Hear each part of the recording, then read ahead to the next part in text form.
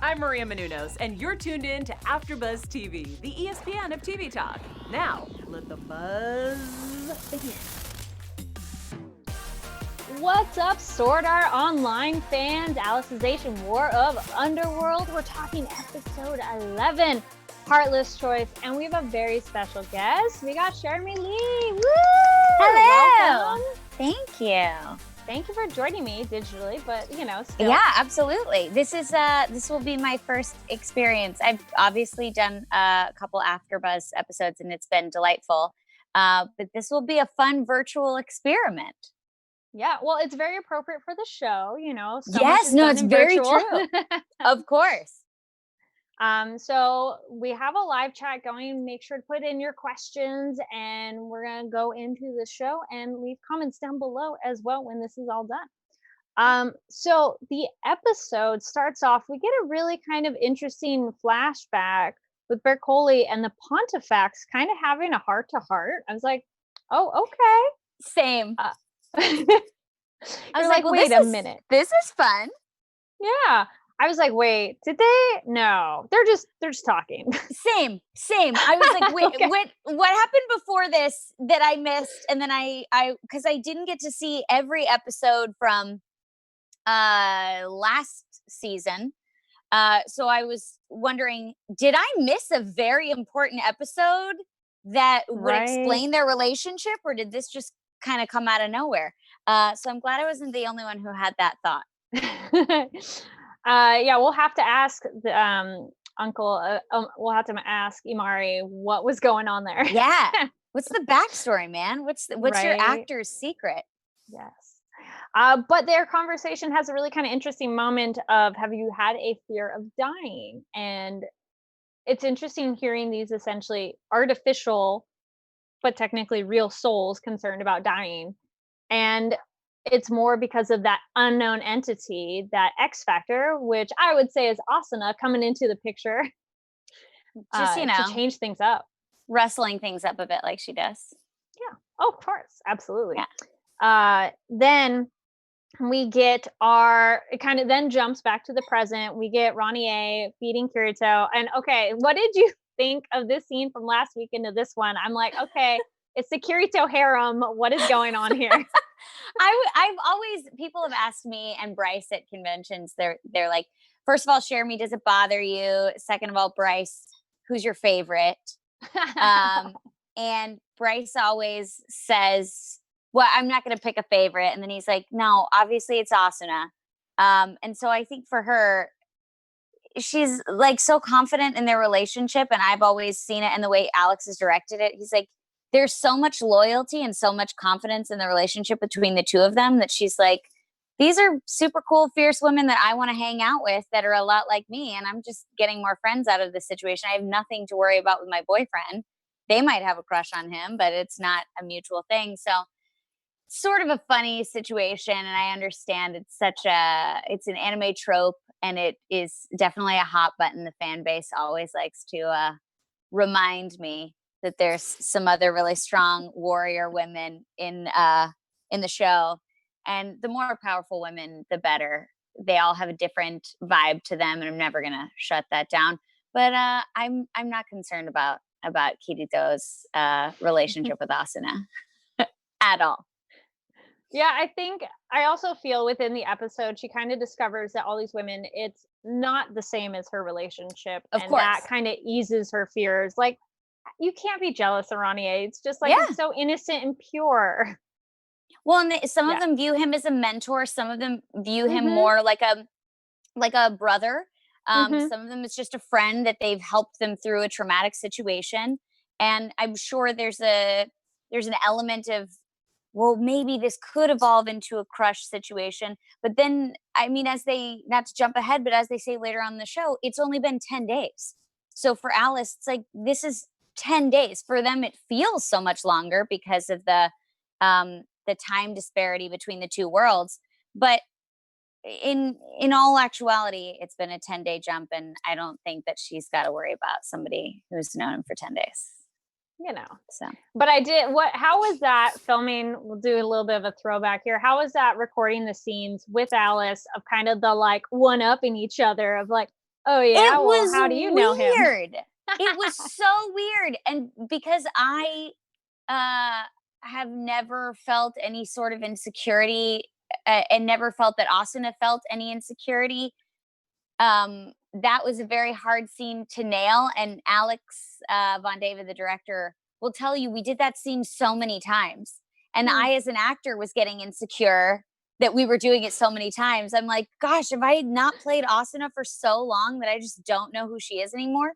And he said, no, this is kind of out of left field. This is a new element that we haven't seen her in. So we had to really find the balance of, she is trying to let everybody know who she is and where she comes from, because they don't know who she is. They're questioning whether she's a goddess, if she's human, what her world is. So she's like starting from scratch, and she's trying to sort of assert her place in this new world, and how she knows Kirito and why she wants to be able to see him, because they're guarding the door. And I mean, I would say if somebody was guarding the door to my husband, who I hadn't seen in 10 days, I would be like, no, I would like to go in there. And that's where it comes from, of, you don't know how much I know about him and how much I care about him, and please step aside. It's nothing personal, but for us, it's something very personal. But then also we wanted to get that comedic moment of the two girls like leveling up and figuring out who was going to come out on top. So it was a fine, subtle balance that Alex worked with me to strike, so that it didn't feel like we had completely abandoned who Asuna was. But at the same time, we wanted to get a little bit of that humor, because this show is just so heavy sometimes. Yeah, it was very comedic, and it made me roll my eyes a little bit. I'm like, girls, you're acting like children right now. Calm down.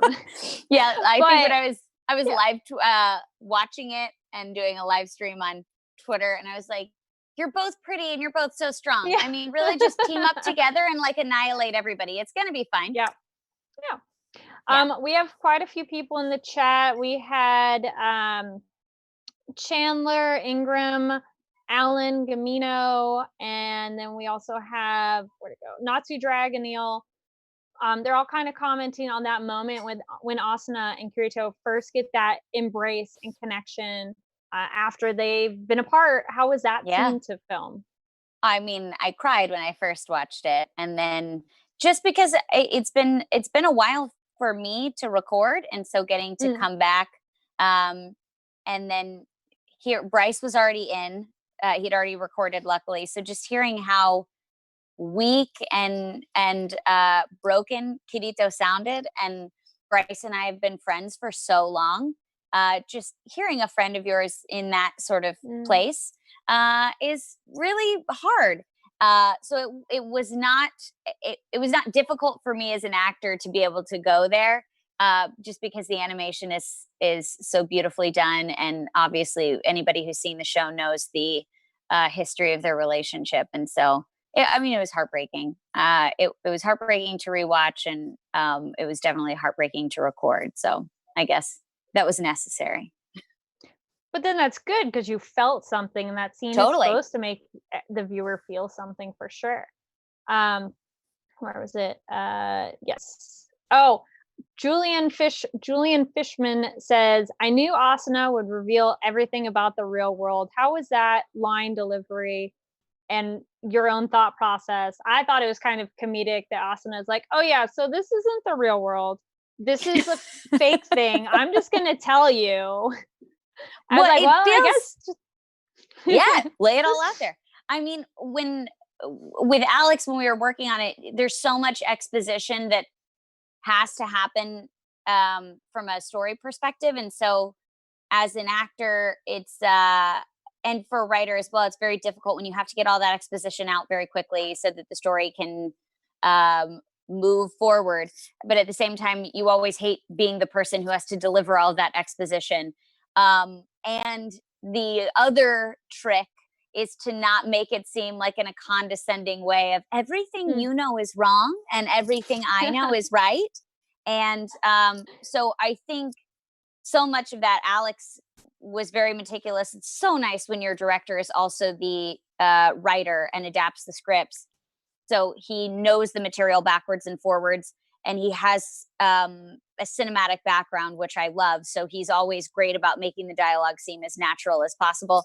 And he said, please make this seem as kind, but also firm, because the love of your life is in a very like critical situation, and time is of the essence, and you don't have time to waste. And they are so concerned with their reality, which is just a small fraction of what's really going on in the grand scheme of things.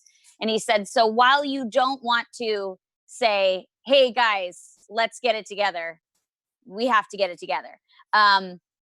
So that was another fine line that we had to walk. But of course, we would just keep going back to, well, what's driving every moment for her? Saving Kirito, and she doesn't have enough time, and she can only use these powers so many times before she gets locked out of the system. So the stakes were pretty high. I was going to say, semi pun intended, with our high stakes, we have the enemy going across the chasm that she made with the ropes. Yeah. And I actually, Iskahn, I feel for him in these scenes. I felt bad for him because he's not okay. Yeah. I mean, he's he's a good leader. I mean, he's concerned about his people. But yeah, and what a tough situation it must be in. It must be to have to follow orders while also trying to protect people when you know you're basically sending them on a suicide mission and there's nothing that you can do. That was, since I hadn't seen all of episode 11 until I watched it last night, seeing his side of things definitely informed the relationship that I had seen with him on what we've recorded in, spoiler alert, in the next episode. And so it definitely informed my perspective of him, and gave me a lot more respect for what he's dealing with, and what a nuanced character he is. Absolutely. Yeah. And shout out to Koi, who came on preview episode. Great job with he's that amazing. Character. Amazing. And it's interesting because technically you could say they're the bad guy on the bad guy's side, but him caring about his people just kind of dying for no purpose really gives depth to that character, which is great. And then the integrity nights, when they roll in, you go, yay, but oh no. You're like, oh, they're here. Oh, you guys are in so much trouble. Yeah, they're like, oh, there's only a few of them, it's okay. And you're like, no. Yeah, when they come in and just destroy the pugilists, it's like, oh yeah, so much blood. And yeah, you are, obviously you want the good guys to win, but after we've seen they've been humanized by what we've seen of his perspective, then you kind of go, man, war is brutal and there are no winners. Like it's terrible. I think that's pretty much what he said too. He said something like, is this what war really is? And Alice has said that too. I think it's great commentary on everybody loses. Absolutely. Absolutely. Then we have Vecta is watching this and notices that the human AIs are smarter, and leads into the awful thing that Critter's doing on the outside. One, syncing the real world time to Underworld time, which I'm like, okay, well, maybe that's a good thing, possibly, don't really know. But opening up the essentially beta test to the American players, and okay, semi-joke though, in the sub, the American voices when they're doing the English was so cheesy. I just had to say that. So I really liked that moment in the dub because they sounded like normal people. Yeah. But it was comedic watching the Americans in the Japanese language version of it. You're like, oh. I know. I was like, man, because I glanced down and I was like, what are they actually saying on the screen? And then I was like, oh no, they're reading it verbatim. What's on the screen? This is hilarious. But of course, when Alex was explaining to me as we were working on this, what was going on with the American players, he's like, so of course they're going to the American players. I was like, oh, okay, of course it's the Americans that are going to like make everybody's lives miserable. Thanks a lot. So yay. But they didn't know. They didn't do it on purpose. Yeah, no, they don't know what's going on. They just think, oh, it's a game. It's fine. Yeah, let's jump in. Yeah, I'm just looking in the chat. Yeah, thank you everybody who is watching this live. Yeah. And I was trying to see.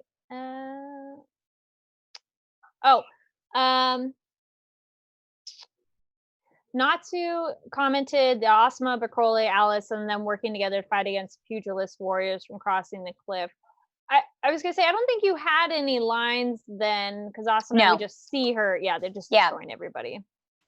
Oathkeeper says, although Asuna's on horseback, awesome, but poor pugs.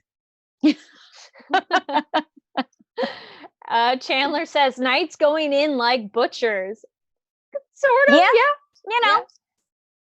yeah. Also, Oathkeeper mentions, I think we're referring to the English, says, biggest oof, but could be worse. I'm like, yeah, I mean, I've seen it on other foreign films when they're dubbing English and it's comedic. Sure. One of those moments.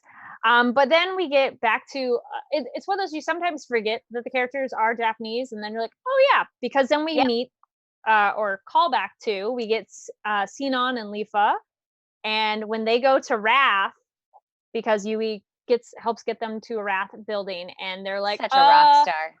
Hi, we have a couple teenage girls here. They just are some students. So like, oh, they're not just some students, just wait. No, not at all. So I thought that was great. And yeah, we get the call to Higa and Kikuoka, and they're like, excuse me, you should be checking the FLA rate. And I love when they look and they're like, oh no. What? How did this happen? And then of course he goes, oh my gosh, what's going on? You did it, dude. Come on. Yeah. And then the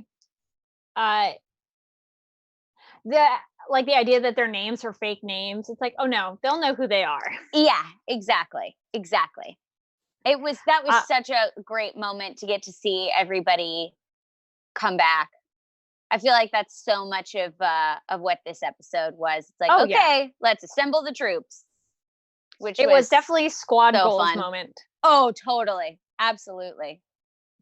And then we get 8-bit Nate says, I'm glad to see Yui doing more this season. Yeah, no, I agree. Mm-hmm. It was a great moment for Yui, just kind of being absolute squad leader, getting everybody together and making everything happen.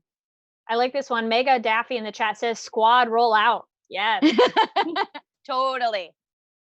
I like all of them coming together, and they kind of are powwowing of like, okay, well, what are we gonna do? And then they get this great emotional speech, and I kind of also was like, well, yeah, what is the point? Like, why is Alice so important? But Alice essentially proves that the VR worlds are real, and that all the experiences everyone had, essentially, that would all be for nothing if she's destroyed. Right. And then pretty much turns out that that's the true purpose of the seed package. And you're like, oh my gosh, like all of this coming together. Yeah. Loved that Alice kind of pixelated, image collage. Oh, it was so beautiful. It was so beautiful. And I loved I loved the unifier of like, she's not just another character. She is a figure that represents everything, every experience, every bit of growth that all of these characters and all these players have had that they might not experience in the quote unquote real world that they experience in the virtual world. And I'm like, why is this not the poster for the season? Like everybody's little bitty face making up Alice. That would be so beautiful. I was going to say, when we start having cons again, I hope to see some of the people doing that image in Artist Alley. Be like, that would be so cool. So pretty. It's so pretty.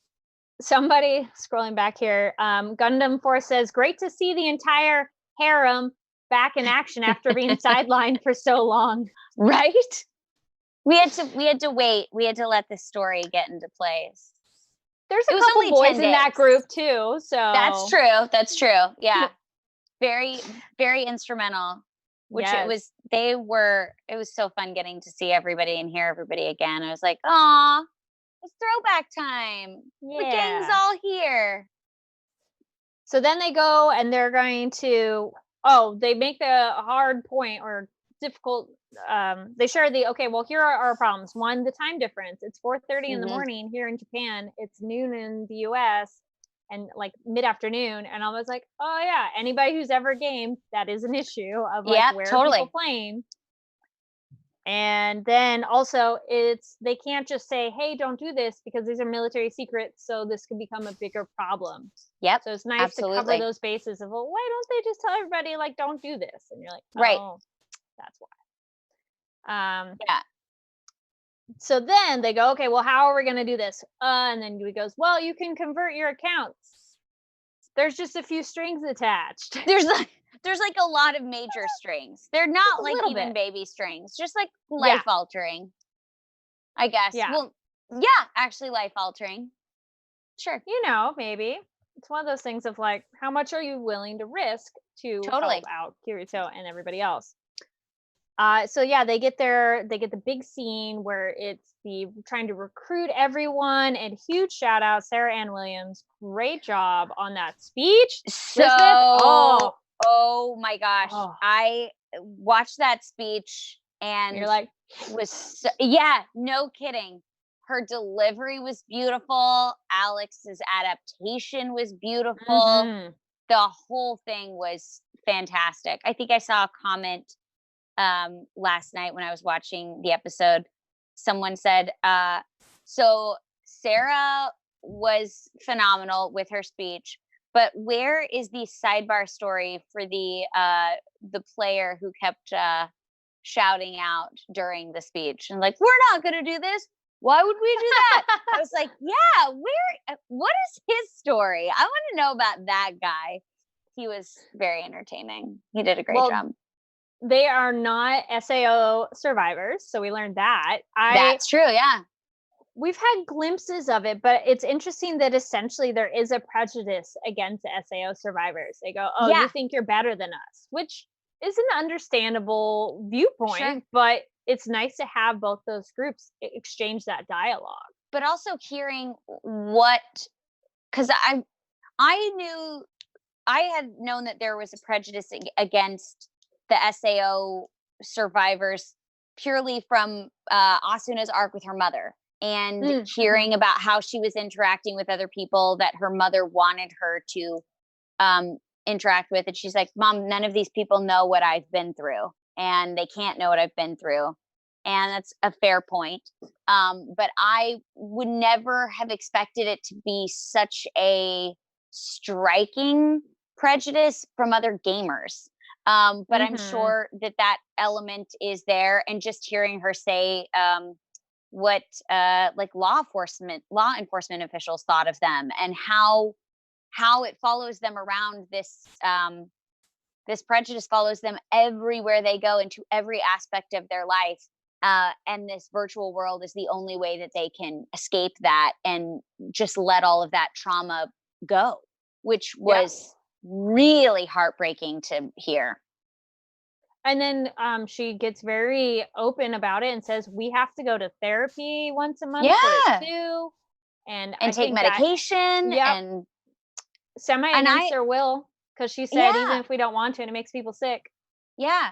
And I actually I'm really enjoying seeing that vulnerability articulated more in entertainment, and especially in the anime video game side of things, where people are talking about mental health awareness and like video game addiction, just being very open about like, this is what happens when it is too far, and being totally open and vulnerable about it. And I think the more we talk about those things, the more they become something the less they become something that we should be ashamed of, and we can help each other as a community. Because that's one of the things that I love about being in this community, is being somebody that was bullied in high school. It's just like, it's a collection of all the misfits, and everybody's welcome here. But even once you get accepted you are kind of nervous to let people know everything about you because you wonder like, well, where is there a line of how much I can be accepted? What is cool and what is not cool? And I like that we're now starting to evolve in entertainment of like, you are unconditionally loved here. Share it all, Mhm. and we're going to help each other get through whatever comes our way. And for her to articulate that in such a public forum was really, I mean, it gave me goosebumps getting to see and hear that, which was great. Well, it's even better because she goes in, essentially tries, is deflated, and goes, "Wait," smiles, and then it says the rest of her speech, and you're like, Yep. "Ah." That, Yeah. like, power surge in her and, like, Yep. no, sometimes they can't tell the real between the virtual, but for her, this virtual world and her virtual friends are just as real as anything else. Absolutely. I mean, we can experience that now, like, we're not in person, we're experiencing this essentially virtually, but it's still valid. It It's still all, I mean, matters. I feel like because, and I think that because we're all dealing with social distancing and quarantine, people that are more extroverted are now kind of experiencing what a lot of people that were more introverted experience would experience before of like, man, I'm feeling when you're an introverted person, sometimes it's a little bit more comforting to be able to play games and interact with all these people while you're still in the comfort of your space, because sometimes going into a huge party with a bunch of people just Mhm. feels overwhelming. And I'm more introverted, but I have a lot of friends that my husband is very extroverted, and for them, they understood, but they didn't understand. And now with all the social distancing, they're like, oh my gosh, I need to see people. Like I need to see people. And just they're like, it's not the same to be able to communicate with somebody virtually.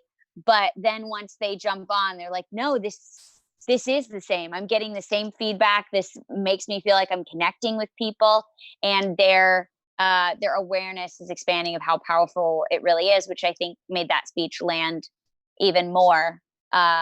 Which is great. But obviously, I think we would have totally taken um, no pandemic, and the speech would have been equally as effective. Oh, yeah, no, But yeah, absolutely, it was super heartbreaking and and it's very for thought provoking. Oh yeah, no, because you can see the reaction on some of the other characters and them essentially the people from the audience who had been calling the hecklers Yeah, of essentially going, "Hey, have you really thought about this? Do you know what we go through?" And that's what a real dialogue is when both sides are explaining, like, "Hey, I experienced this. Oh, I experienced this," and that communication is what bridges it. And I did see absolutely. a comment. Where'd it go? Um, Mega Daffy said, "Sadly, even anime fans aren't always accepting of each other. This is true of some fandoms. Sure. Of Unfortunately, can be too, whatever words you want to put in there. course, And of course. it's dumb of we all love this thing. Yeah, You should be excited. Oh, you love it? I love it. Awesome. Great. We're yeah. in this together." Which is And essentially it is that. frustrating because that happens a lot, especially on the internet. If somebody's opinion differs like by a hair, they feel like they have to fight tooth and nail, and that any other opinion is wrong. And that's not true. We're all entitled to our opinion and our preference, but not at the expense of hurting someone else who genuinely loves something. I mean, there's space for everyone to be able to enjoy, love, and like live the life that makes them happy. There's space for everyone as long as you are not like harming someone or endangering your life or someone else's. I don't understand all of the negativity. I've seen it, but that's one of the reasons why I kind of step back from social media from time to time, just because mm, it's crazy to be inundated with that all the time. Someone mentioned that's like essentially the sub versus dub debate too. Sure. Whatever Yeah. you like to watch, great. Yeah. Of There we course. go, done. Totally. um, and so that speech is also really about everybody kind of coming together, which I like so much. And with the music playing in the background, the theme song, So oh, good. mwah, chef kiss. It was so So good. good. You're just like, I actually love when there's so much content in an episode like there was Mhm. last night, where the credits are just slowly rolling up. I mean, it's you could envision the director and the writer in Japan telling the production team, no, we need every single minute. And they're like, you can't do that. We have to have And you're moments like, for the credits. well. And they're like, no, you can put the You're like, credits on, but we will talk until the last absolute moment. I love when that stuff happens. I do love those episodes, and they just have the music in there too. Yep. The background.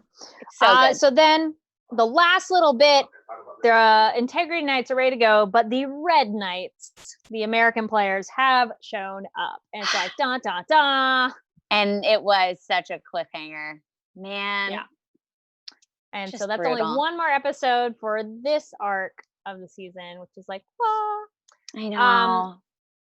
Yeah, it's crazy. So It this has is. been quite a journey of a show and a season. And what have been some of your favorite moments thus far? I mean, you get a pretty epic entrance. You're essentially a god, sort of. That was pretty incredible. I did laugh when everyone says like, "Are you a goddess?" She's like, "No, I'm not a goddess." I'm like, "Sister, you are."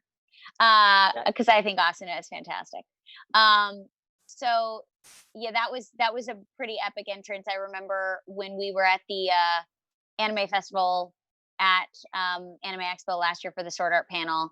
I had talked to some of the Japanese production team, and I was like, "You better promise me that Asuna gets a good entrance." And they said, "That's the one thing we can tell you, and we can promise you she's going to get a good entrance."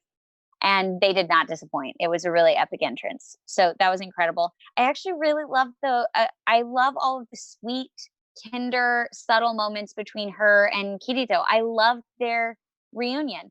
I also really enjoyed all of, I refer to her as detective murder mystery Asuna. Trying to solve all of these problems on the ocean turtle. I loved her disguise, which I thought was so random, but it was everything. So I've enjoyed all of that. I'm someone who loves to research and learn as much as I can about things. So having Asuna learning so much throughout this whole season has been really I've really been vibing with, because I love when characters are like, wait, and then this happens, and let's put it all together and we'll articulate. That's very fun. So it's been a really great season as far as that goes. And it's a totally different side of Asuna that we've seen from the other couple of seasons, which is insane to think that this was the first show I worked on when I moved out to LA. And to know who I was then and who I am now, and that she's been a constant presence in my journey as an adult has been really cool. Yeah, I'm glad you mentioned that. I loved her first entrance in this season of the the wig and everything. Yeah. I was like, yes, so good. Proactive Asuna. I like it. I like her taking charge. Like, I'm gonna go take care of my man, and she's now gonna be the knight. Yeah. It's about time. Yes, exactly.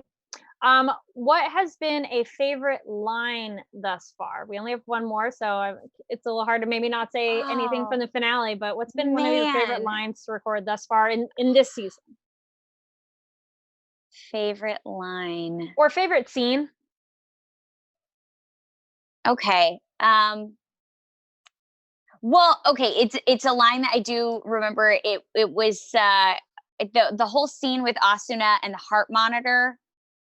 This was like the beginning of the Underworld before Kirito went under. And she's like, and now this is my reference. So I hear it every time I go into record, where she talks about the heart rate monitor. And she's like, it's just so comforting to stare at his heart right there all the time. I'm like, whoa, this is a new level. But I loved that scene where he was explaining everything about the flux lights and how the system was working, because I don't think there was any acting involved or any effort to try to stay in the scene. I was learning as Asuna was learning, and it just so happened that our lines matched up almost exactly as she was learning about the Fluctlights. So it was one of those moments where we were absolutely in sync. And that's happened a couple times throughout the various seasons. But Alex was like, great, that was the pass. We're just going to do that once and we're going to be done. So that anytime that happens is always awesome. And I think we also, in sort of the exposition stuff, for, I think it was 2 episodes ago, that was another one where it all kind of lined up and Alex was like, okay, I guess we're done. He was like, this is the tone we got to set. And we just jumped in here. So those are probably my favorite, when Asuna just gets to go on a roll and I am like locked in, know exactly who she is. And I can just kind of jump in and be an animated character for a little while. Nice. But you know what? For all the trouble that Kirito gets himself into, I think the heart monitor is very smart, and I would probably want that for my partner too. I need to know you're okay. I feel like I do that for myself. I got a Fitbit to monitor my sleep because I don't have any problems falling asleep.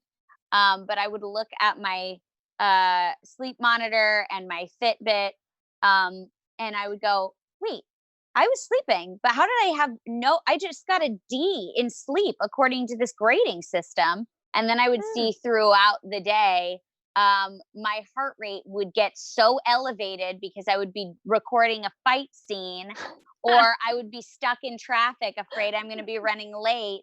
And apparently if your heart gets too spiked throughout the day, you pay for it with your sleep. So I would not have learned if I didn't have a heart rate monitor for myself. So relatable. That's very interesting. Nice. Yeah. Not nice that you went through that, but it's nice that you were able to figure it out. And I learned. Yes, absolutely. Yeah. Question for you. What is advice you would have given yourself as a voice actor if you could have told yourself when you were getting started? What's something that you would have told yourself? Don't try to be perfect, and don't beat yourself up if the take is not working.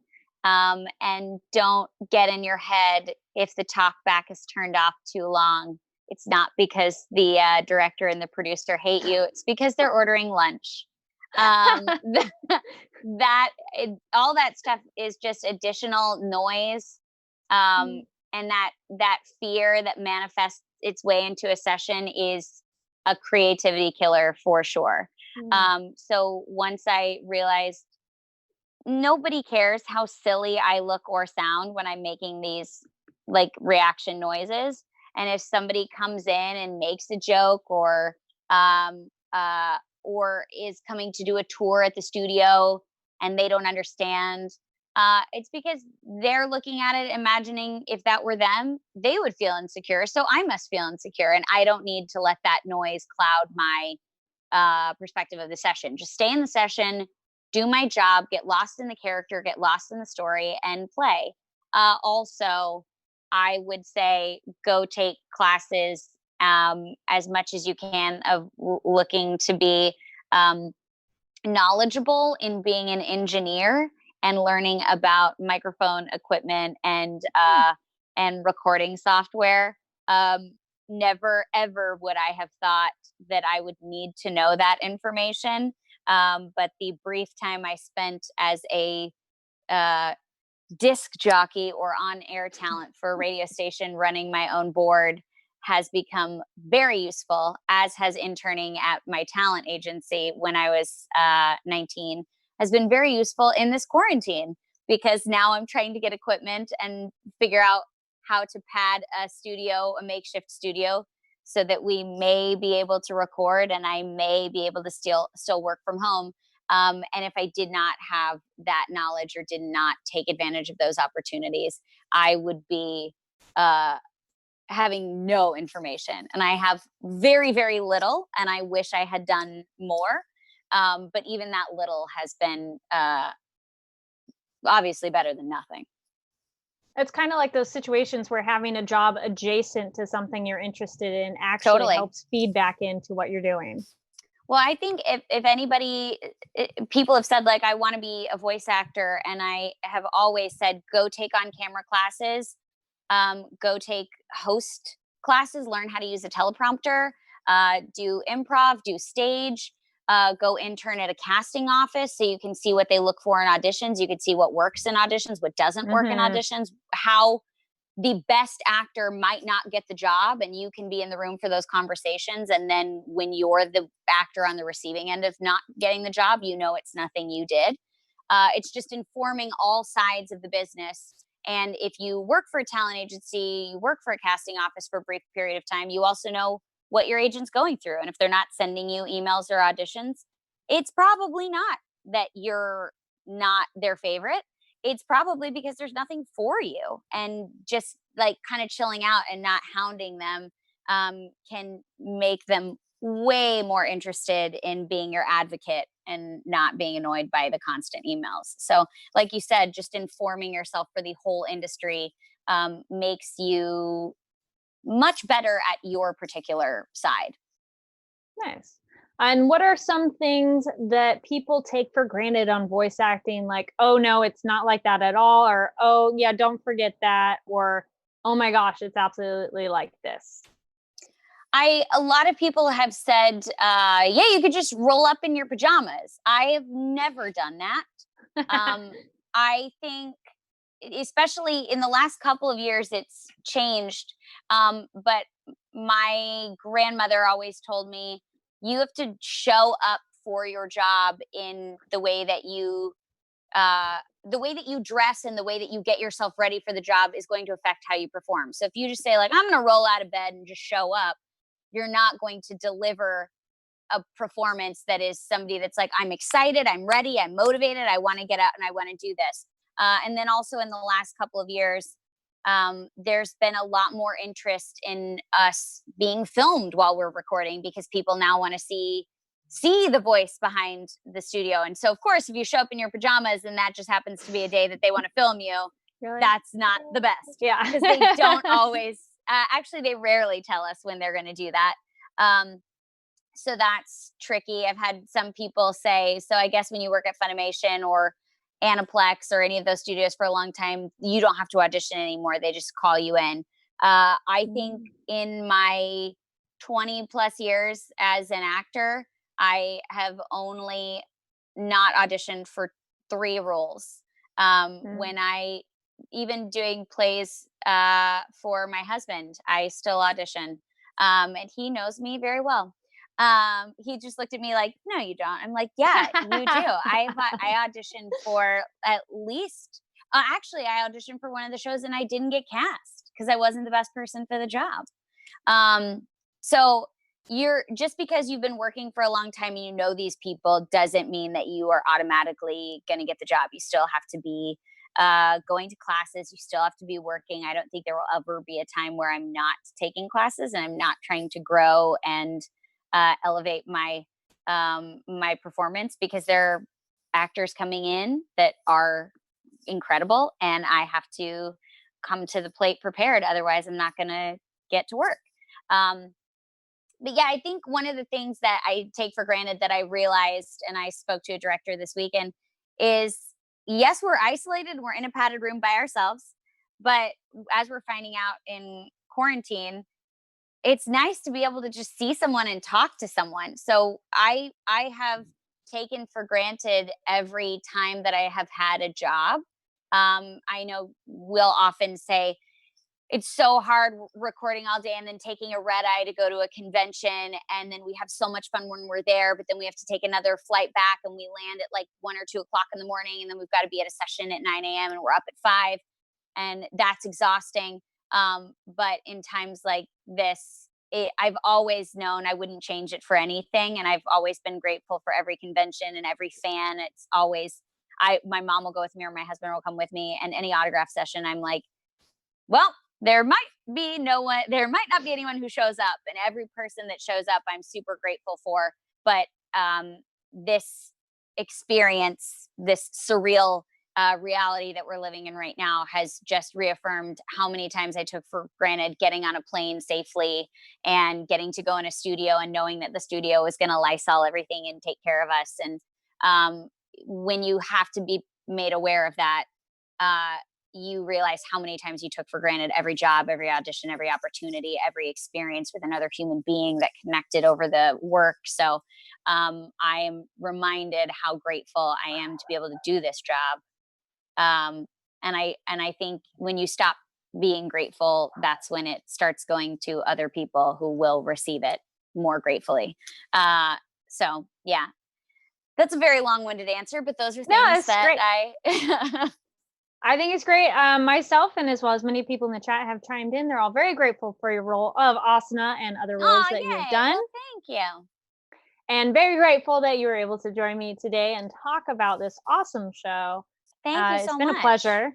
Yeah. As always, it's good to see you. Yeah, it's good to see you, even if digitally. It's true. Is there any sign off one? Where can people find you? And are there any projects you have coming up that you can talk about, or is it just a bunch of NDAs? There's a lot of NDAs. I am on Twitter at Cherami Leigh, on Instagram at CLKstar, and on Facebook, if you search Cherami Leigh. I don't know what the actual link is. I think it's facebook.com/Cherami Leigh, but if you search Cherami Leigh, that will be me. I'm on Netflix with Cells at Work, which is a very fun one. I don't recommend watching the flu episode first because I did that. That was a little rough, but it's such a fun show. I worked on B-Stars, which is a newer show, and P5R is out or coming out very, very soon. I feel like I've been living under a rock. I have no idea what's going on. And let's see, what other things are not under NDA that I'm allowed to talk about? I think that's all that I can talk about that is not going to get me in a lot of trouble. But there are some other fun things. Yes. Yeah. And then they can follow you online for that info. Again, thank you everybody for joining us in the live chat. If you're watching this later, please comment down below. Make sure to give the video a thumbs up, click that subscribe button.